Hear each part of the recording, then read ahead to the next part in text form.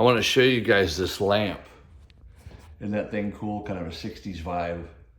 I still write all my music underneath it. So one of the things that came up yesterday, somebody had asked me about the song Rain Falls.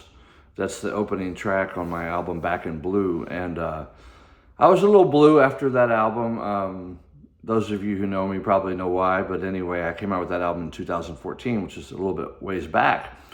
And the way I think of chords is I think of them as notes holding hands. You know, I was speaking on a guitar podcast this week with a lovely gentleman from New York, and we were talking about, you know, Alan Holdsworth thought of that too. He thought of chords kind of like an abacus. And I was real lucky in the fact that Ray Wilson, one of my jazz guitar teachers, he turned me on to chord chemistry by Ted Green. And then when I got to North Texas, there was a lot of cats listening to the album Kind of Blue by Miles Davis. Now, if you took guitar lessons from me, and there were a lot of people, 60 people a week for about 10 years there when I was doing a whole lot of that in Denton. It was kind of like my day job when I was playing crazy gigs all the time, and I would just teach during the day. It was, you know, it was a dream job for me because I love music. So there we go.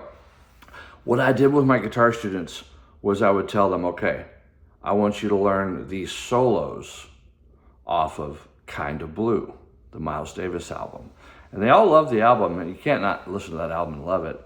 However, no guitar players learn horn solos. And so my students were, I'm just going to say it, I think they were much more effective in what they were trying to do, and I could still show you testimony after testimony of why that is.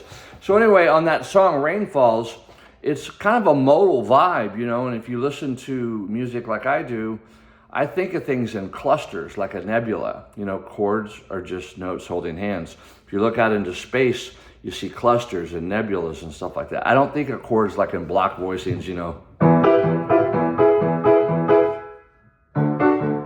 I mean, that's cute and everything, but that's just not the way I think. So I love Ravi Shankar a lot too in modal music. So on the Rain Falls, what I did was I started with just an A9 chord. Okay? The rain falls. Okay?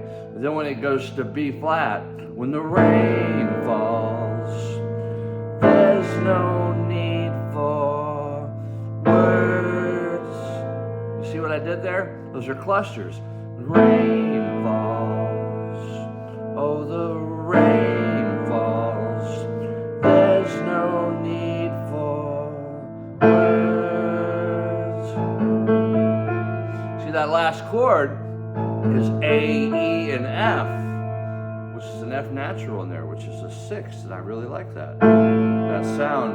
And then when Clark put the little keyboard part on there, you know, we got the same thing, it's just a fifth.